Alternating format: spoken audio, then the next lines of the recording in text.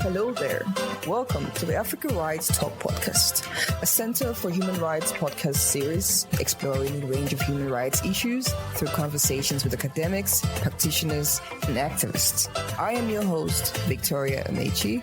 Let's dive in.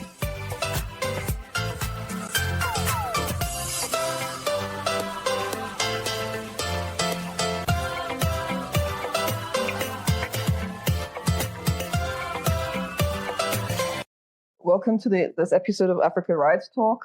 Today we are diving into South Africa's prison system with the brilliant minds behind the book Behind Prison Walls, Unlocking a Safer South Africa. Joining us for this conversation are Inspecting Judge Edwin Cameron, Rebecca Gore, and Sohela Surajpal, an alumni of the Center for Human Rights HRDA program. These three authors are going to bring unique perspectives from their time at the Judicial Inspectorate for Correctional Services. Together, we're going to unpack the harsh realities of life behind bars, systemic failures in the correctional system of South Africa, and what safety really means when it comes to centering dignity, rights, and rehabilitation. So I think before we go into the questions, I just wanted to know if you guys are okay with giving a short intro or short bio about what you do, the kind of work that you do at JICS, and then we go like that. Well, should I start by saying that after my retirement in 2019 from the bench, I'm inspecting judge of prisons, which is a statutory job in an inspectorate that Nelson Mandela established in 1998. And I've done that job for the last nearly 6 years. Perfect. That was very short. Sohela, you may go introduce yourself. I'll keep it equally short. Okay. I briefly clerked at the Constitutional Court for Justice Madlanga after my master's with the Center for Human Rights, and then returned to the center to work with the Soki-esque unit before I began working with Justice Cameron at JICS, where I am his law clerk and law researcher. Hi, I'm Rebecca. And I also clerked at the Constitutional Court in Judge Cameron's chambers just before his retirement. I then subsequently worked at JICS as his legal researcher, his law clerk, and then I went to do my master's abroad, where I continued to research and work on issues related to prisons and incarceration and violence and crime. And I'm currently a pupil advocate at the Cape Bar and a research associate at the Center for Law and Society at the University of Cape Town. Thank you for that, Rebecca. That was very beautiful introduction. The first question, if we can proceed, is obviously what motivated you three to write the book Behind Prison Walls, and why now? And what gap were you trying to fill in the public understanding of this issue? Let me just say that I was inspired to this book by the quality and energies of both Rebecca and Sohela. So I think they'll both be able to give a very aspirational account of the book. So while I was working at JICS for Judge, and we would conduct these inspections, draft reports, share these reports with Parliament, work on op-eds, we work on guest lectures, we gathered all this really important research and material, and of course, personal anecdotes and experiences of our time inspecting prisons. And two of the key principles of prison oversight is transparency and accountability. And so while we were ready, and Sohela continued this journey of assisting Judge with writing and researching and sharing, we thought, why not package this in an accessible way for anyone to read, whether you are someone who has never thought about prisons or whether you're someone whose life has been very much impacted by violence and crime in South Africa, or you also are an expert. So we really tried to make this book and what we experienced as accessible as possible, but also to start and provoke an important public reckoning and dialogue that we need to have about the state of our prisons. Yeah. So, Hannah, do you have anything to say? Definitely. I think that while we were conducting these inspections and while we've been advocating, what we realized was that the fact that prisons are closed off institutions, people inside are isolated, they have very little contact with the outside world, and the outside world has very little contact or insight into prisons, we realized that that was what allowed so much of the abuse and inhumanity of prisons to persist. And whenever we spoke to people and we told them what our experiences were like, they were shocked. They told us their perspectives changed. And so we thought, let's do this on a grander scale, and let's try to shine this light onto conditions in prisons with the hope that it would influence the public debate. And I think your point about, or the point of your question about the gaps we might be trying to fill in the public debate is a great one, because I think that public and policy debate has so far prioritized really only one perspective, which is a perspective of being tougher and tougher on crime and on criminals, and being harsher about the conditions that we incarcerate people in. And so we want, and what we do in this book is present the other side of that debate. Can I add one thing, Victoria? Yes, of course. I think that what we say in the book is that the tougher approach that Sohela has outlined has been completely misdirected in our country, because we have a smaller and smaller number of criminals who are sent to jail for longer and longer. Whereas in the book, we set out practical interventions, both to remedy the terrible deficiencies in our prisons, but also to get the actual effective crime containers, crime intelligence, policing, prosecutions. If we fixed crime intelligence, fixed the police, fixed the NPA, and all of these are practically doable, we would bring down violent crime. We know that violent crime started to go up horrifically once former President Zuma started destroying those institutions. So those things are in sync, effectively dealing with violent crime and reforming the system in a beneficial way. Thank you. I agree 100% too. This structural issue in the prison system, such as violence, overcrowding, from the work that you do at JICS, what do you see are the most very urgent reforms that are necessary to deal with this? Rebecca, you can go.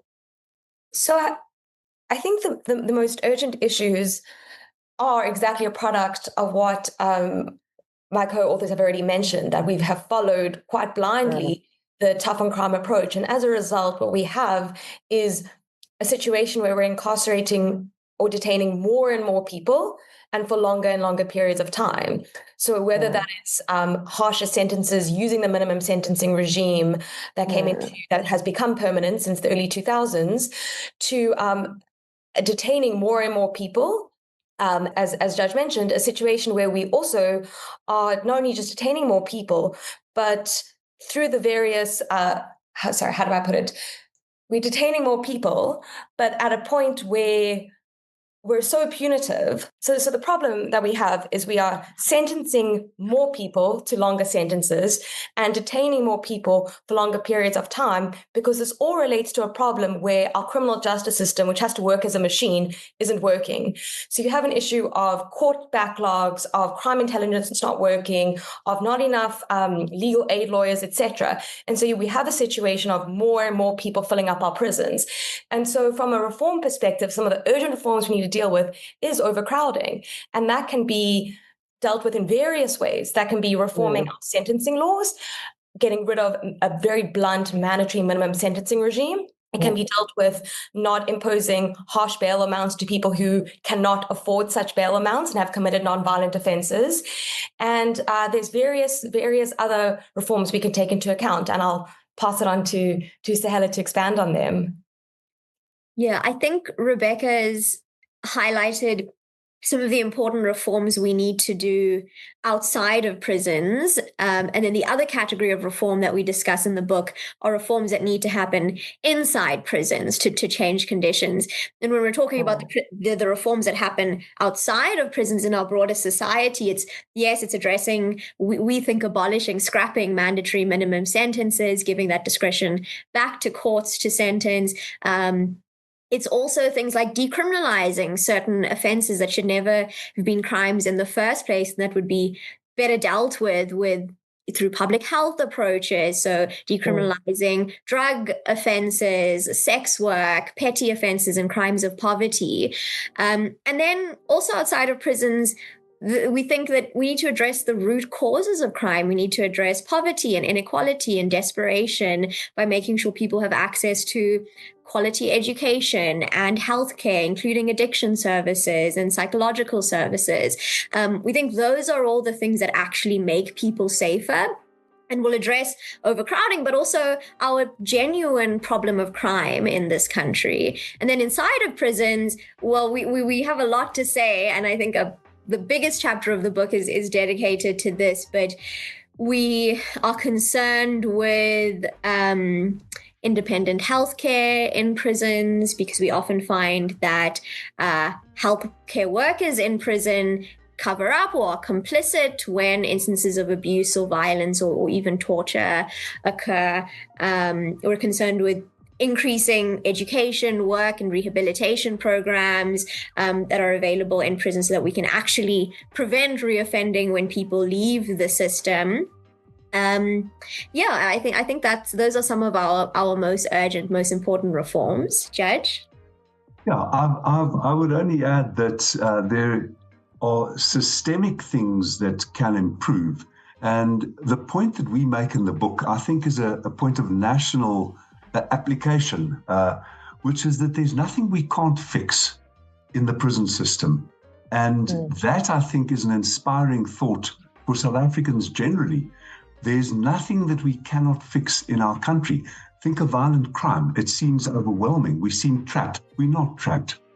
Think of corruption. With the leadership and practical interventions, starting with crime intelligence, I think that we can fix. So in prisons, Mandela said we want an inspectorate. We want an inspectorate headed by a judge. And we think the inspectorate does a lot of practical things to contain violence, to anticipate suicides, to anticipate hunger strikes, to anticipate gross discontent in the prisons. But we also think that the Department of Public Works and Infrastructure should be doing much more. There are prisons we are expecting, both in the Western Cape from yesterday and from later today, an icy cold spell across the whole country with snow. There are prisons on the Vaal River, like Groenpunt, where the boilers aren't working, and so the prisoners don't have hot water. That can be fixed. So there are a whole range of practical interventions at the level that Sohela and Rebecca have indicated: systemic interventions, socioeconomic interventions, more practical, functional, institutional interventions like the police, the NPA, and crime intelligence, and also on a smaller scale, interventions at the prisons level. Okay. All doable. Yeah, but what do you think is the issue? Like, why can't they do it? Do you think, what's the hesitation for the government to just fix this simple, practical problems like in the prisons? I think it's partly a mindset. I'd love to hear Rebecca's and Sohela's views. I think it's partly a mindset. I think that systemic corruption has dispirited many South Africans. We see South Africans flourishing in the private sector and the NGO sector. We've got a superabundance of really talented young black and white, male and female, queer and other South Africans, but they are dispirited by my generation of people who gloriously sailed through the struggle and gloriously sailed into our democracy. But we need the young people. We need new ideas. We need new commitments. And I think that there's an institutional malaise of corruption and insufficient commitment and aspirational activity, butt-kicked activity, which we need in all our institutions. Thank you. the other thing I think that prevents stuff being done is austerity. We at JICS are very well aware of how limited we are because we don't have enough funds, we don't have enough resources. We oversee 243 prisons and about 160,000 inmates, and we can only afford 8 permanent inspectors who have to double up as investigators, which are 2 of JICS's core functions. So we are hobbled by a lack of funding and a lack of capacity. And certainly the Department of Correctional Services is too. We were in KZN about 2 years ago, and we were inspecting prisons there. We inspected a youth correctional center that had many challenges, but seemed to be run by really capable, committed staff who were doing their best within their circumstances. And they showed us this beautiful workshop where inmates should have been learning to woodwork and to weld and to do all sorts of skills training. But it had been shut apparently for years because there weren't enough skilled staff to run those rehabilitation and training programs. And the department couldn't hire those staff because they just didn't have the funds for it. We hear at every center we go to that's overcrowded that problems of understaffing make overcrowding worse. So I think all of our country's departments seem to be underfunded and under-resourced, and it's very apparent in prisons.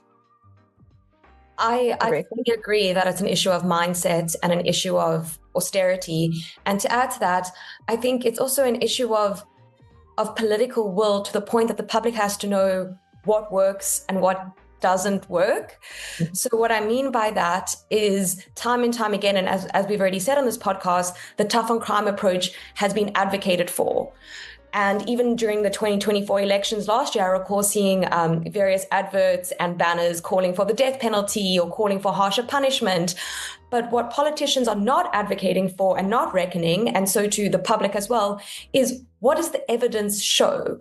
What does the research point us to?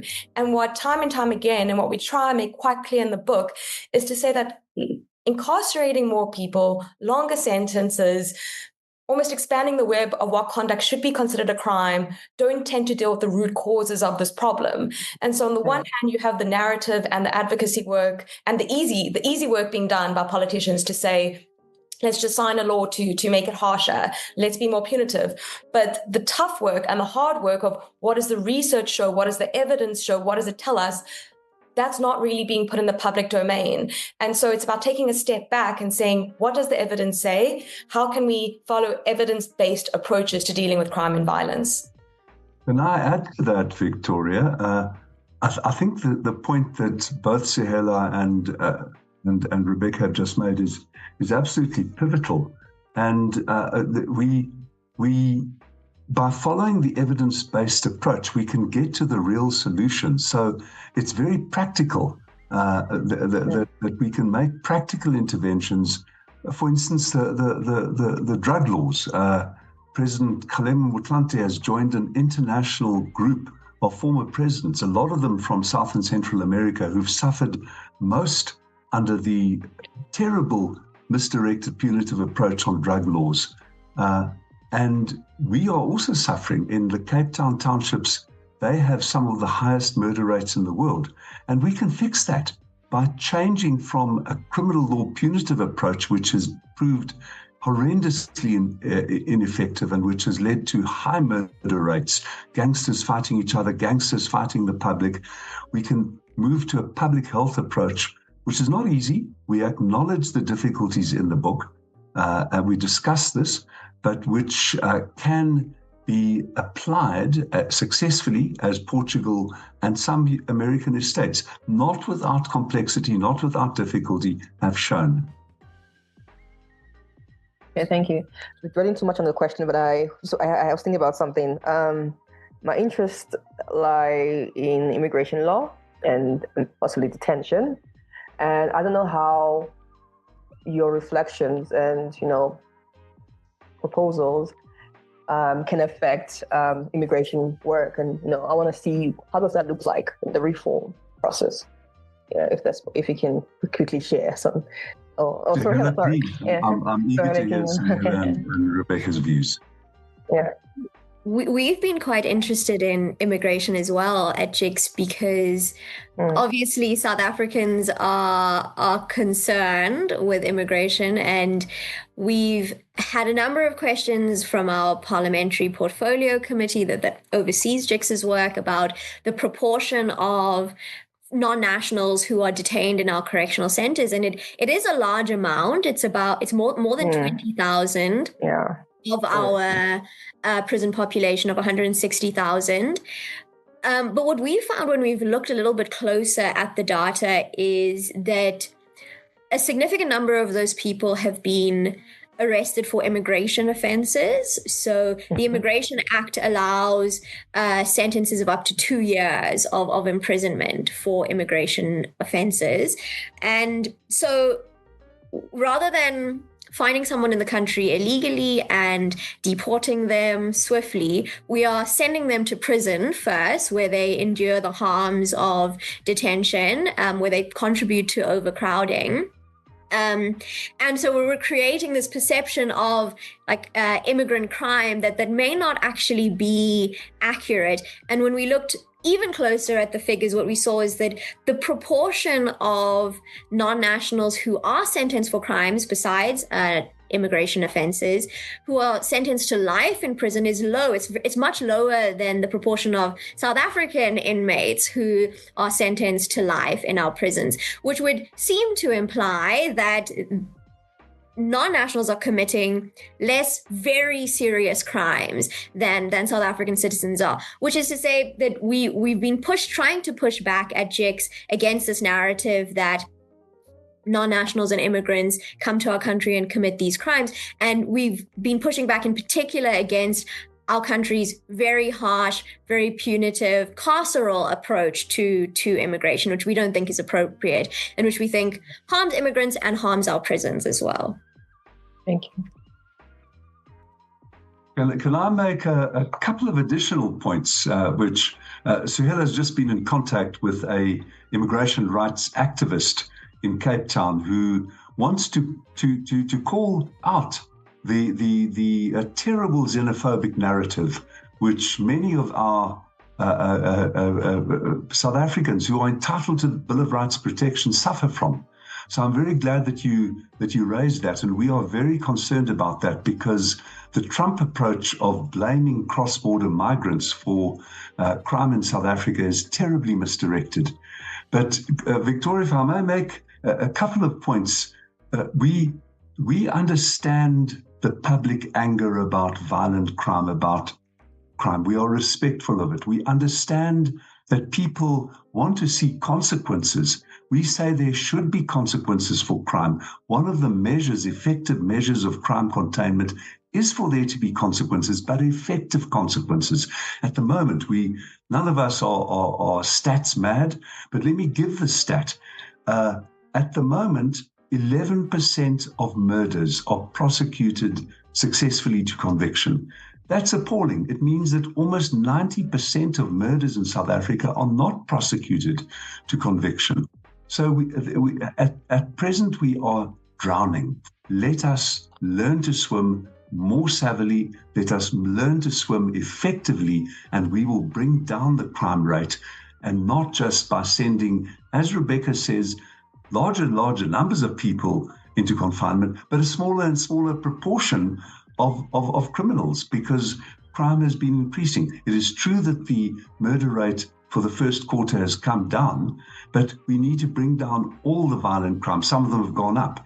So we are floundering, we are drowning, and we can learn to swim and make effective interventions. Thank you. Rebecca, do you have anything to add? I think my co-authors have done such an excellent job in dealing with this. I think two things I'll just echo is this intersection between immigration, xenophobia, and criminality, and some studies call it crimigration. And I think that's sort of, to use that as a framework, that's what we're seeing both. And these are the 2 points I wanted to mention, both in the problems we're seeing how xenophobic narrative and the tough on crime narrative sort of overlap in many respects. And then at the same time, with the solutions, the solutions are at our disposal, and we can deal with it effectively if we look at what actually works and what does the evidence say. So that's what I wanted to add. Thank you. I want to add one more thing. Okay. Victoria. Yeah, our book is fundamentally a can-do book, and it's fundamentally what we hope will inspire people. It's not, oh, terrible, look at corruption, look at crime, look at problems, how terrible. Our book is a future-directed book of practical interventions, and we add good news stories. So I'm going to ask Rebecca and Sohela to give some of the book's good news stories that our book relays, if I can not uncomfortably put you on the spot. Okay, well, one good news story that I'd really like to highlight is the work JICS has been doing on solitary confinement. We've been concerned for a really long time that 2 prisons in South Africa, our 2 super maximum security prisons, one in Pretoria, Posimampuru CMAX, and one in KZN, eBongweni, are carrying out prolonged solitary confinement on a mass scale, where inmates are kept all day, every day, at least 23 hours a day in single cells with these giant oppressive steel doors. They in single cells that they don't interact with anyone except the person who brings them food. And we've been concerned that essentially amounts to torture or cruel, degrading, inhuman treatment, and is definitely unlawful in South Africa, is unlawful according to international law.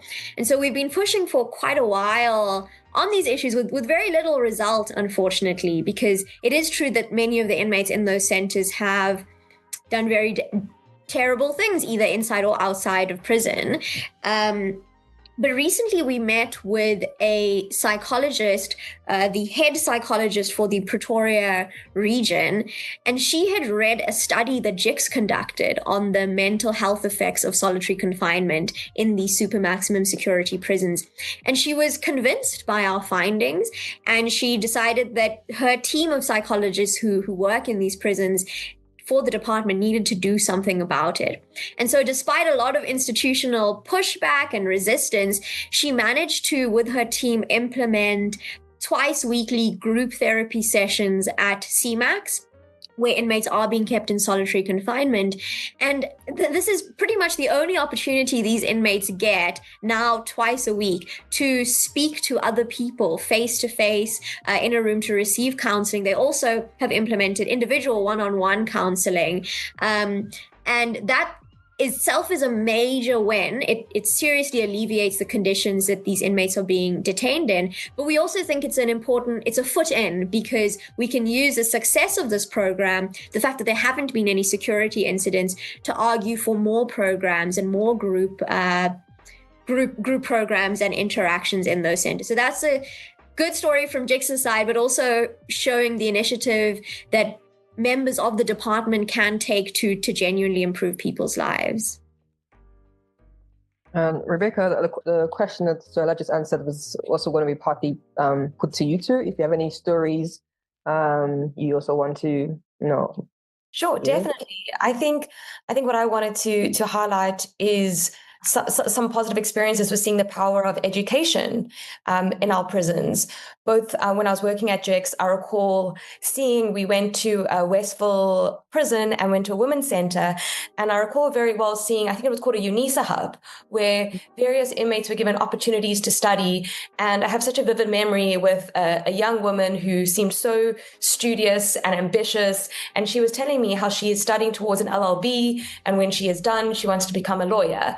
I also recall seeing the power of education online through Stellenbosch University. Dr. Mary Nell, I recall, was doing a fantastic educational program with inmates side by side with students from Stellenbosch University. And so just to see the power of education as an important mechanism for reform and rehabilitation, but also giving people opportunities when they go back into society, because that's sometimes what we do forget is that you don't just stay incarcerated. You need to go back and be a productive person, have job opportunities, have opportunities for human flourishing. And so to see that was really inspiring and so important. And recently, JICS and through Lawyers for Human Rights and NGOs were part of a very important case at the Constitutional Court that dealt with barriers to access to laptops for educational purposes in our prisons. So this is such an example of rehabilitation is possible, and through coordination with JICS and civil society and academics, we really can further rehabilitation and offer really meaningful programs and opportunities. Can we continue on this theme, Victoria? Yeah, you can. We can, yeah. Thank you. I'd like to speak about queer prisoners. We in South Africa had a transition in 1994, which had a world first, which was to include sexual orientation in our constitutionally protected rights in the Equality Clause. And my view is that this has actually had a practical impact, both in the public, who are by majority now support the constitutionalization of protection for queer people, but also in our institutions. And we, Sohela and I, have just been invited as current JICS staff to a second Pride celebration in Westville Prison in Durban. And that is because the prison management there create a separate section where queer inhabitants, self-identified, let me say quickly, that there's a very high proportion of male sex activity in confined male institutions. Even self-identified opposite-sex people have sex with other men in these. But those who identify, who say, yes, I am queer, have got a separate section. And we visited in March. And can we almost say that it was a happy visit, Sohela? Is that a bit too shiny? And then we've got a court case where the Cape Court, in the case of Ms. Jade September, ruled that she had to be allowed to wear her clothes and to be to have her hair and to be respectfully addressed. But the next step is a current court case where Lawyers for Human Rights is bringing a case to say that when you incarcerate someone who self-identifies as trans, you've also got to offer them the medical services that are available outside at 6 centers in our country. So I would mention that as quite a good news story.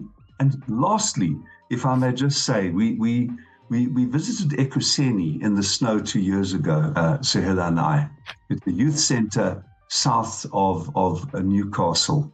And it was well run. Youngsters up to the age of 25, although youth center is supposed to be up to 21. And the prison heads, Mr. Gladla and Mr. Jansa van Rensburg, worked together closely, a bit like the Siyakolisi team, and created a very good center with bad things. And then we visited this week, close to Nigel in Mpumalanga, the Devon Center, which would be the closest. It's a short-term center, people under 2 years. I would say it's the closest that I've seen in many years of prison visits, 30 years of prison visits, that might begin to think of being called a happy prison. So I would say that. And the last thing I would like to say, if I may, Victoria, is that there's a profound paradox at work here. There are 30 to 40,000 prisons personnel, most of whom do a good job, who are committed to the Mandela standard of dignified conditions in our prisons. But of course, a small minority of them are the vectors of cell phones. So the other night there was splashed a raid headed by the National Commission at Odi Prison in the Northwest. And of course they found cell phones, of course they found dagga. Who brings that in? It's mostly warders. So the paradox is that most personnel are committed and loyal and hardworking, but we also have to recognize that personnel are the conveyors of contraband into prisons. So good news and shadows, and that is what our book conveys as well. All right. Thank you. Thank you for that. To conclude on this very interesting conversation, I just want to ask any reflections as to what would it take institutionally and also societally to reimagine how we can make prisons safe, safe places for restoration rather than perpetuating or continuing harm towards them. I'll briefly say that I think it's about reimagining prisons in a way that they're not faraway places. I think time and time again, we think, lock them up, throw away the key, that's the solution. And what our book tries to do, and exactly, it is a can-do book. It actually, we hope that people finish the book feeling quite empowered and wanting to do something to improve the situation. But just to say, prisons are not these faraway places. They impact us, whether it's through public health, whether it's through communities, whether it's through correctional officials, whether it's through employment, whether it's just through the natural way that humans cycle in and out of our prisons. They're not faraway places. They impact all of us all the time. And so we can't think the way to solve violence and crime is to just lock them up and throw away the key. We have to reimagine, we have to unlock the way we think about our prisons and about prisoners in a way that really impacts all of us day to day. And how do we want to imagine these institutions in a way that actually are accessible and we can actually understand as the public what's going on inside them? Okay, thank you. Yeah, I agree completely with Rebecca, and it's part of what you said earlier, Vicky, about reimagining like what safety means and how safety is tied to dignity. If you don't treat people inside with dignity, then you don't just do a crime against their humanity, but you make everyone outside less safe. We spoke to an official in St. Albans prison who described prisons as schools for crime, because he said people come in maybe having committed trivial crimes, sometimes having committed serious crimes, and then get sucked into a culture of gangs and hierarchy and violence in order to survive in those prisons, and then are released and continue being members of those gangs, continue doing harm because we haven't treated them with dignity, because we haven't given them a chance to be rehabilitated inside. The one other thing I would say, if we're talking about reimagining prisons, would be to reimagine things besides prisons. So to think about why we ask prisons to do so much. Why are prisons responsible for providing mental health care to so many people? And other forms of healthcare and addiction services? Why aren't our institutions and systems outside of prisons providing that care so that people never have to go to prison in the first place and aren't pushed to positions of desperation and precarity? I think we're trying to say that, yes, prisons need attention and they do need fixing, but so do so many other parts of our society so that prisons aren't so massively overburdened. Judge, I feel like you want to say something. Why don't you? I agree with everything that my co-authors have said. In fact, if I didn't agree with everything they said, or almost everything, I wouldn't be one of the co-authors. So I'm very pleased that they've enabled us to end off. Thank you, Vicky. All right. Thank you so much. I think this was very beautiful. I'm glad that we had this conversation and then that you agreed, Sohela agreeing almost immediately to do this with the Center for Human Rights. So thank you for this. And I think we can end the conversation here. Thanks so much, Vicky. Thanks for having us. Yeah, thank you. Bye. I have just listened to the Africa Rights Talk podcast. I hope you've enjoyed this episode. Do not forget to subscribe to our YouTube channels, social media platforms such as Twitter and Instagram. Thank you for listening.